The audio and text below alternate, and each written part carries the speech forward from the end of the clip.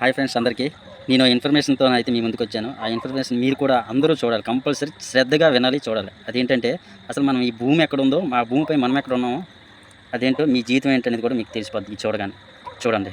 మన సూర్యుడు ఈ అనంతమైన విశ్వంలో ఎంత చిన్నదో తెలుసా? ఈ ఫోటోలో కింద ఉన్న చిన్న చుక్కే మన సూర్యుడు. అవును, దీని పక్కన ఉన్న రాక్షస నక్షత్రాలను చూస్తే మీ మైండ్ బ్లాక్ అయిపోతుంది. మన సూర్యుడి కంటే సిరియస్ ఏ, వేగా, ఆర్క్టరస్ ఇలాంటి నక్షత్రాలు ఎంతో పెద్దవి. వాటికంటే పెద్దదైన బెటల్గీస్ ఎంత భారీగా ఉందో చూడండి. ఇక అన్నిటికంటే పైన ఉన్న స్టీఫెన్సన్ 218 అనే నక్షత్రం ముందు మన సూర్యుడు అసలు కంటికి కనిపించని చిన్న చుక్క.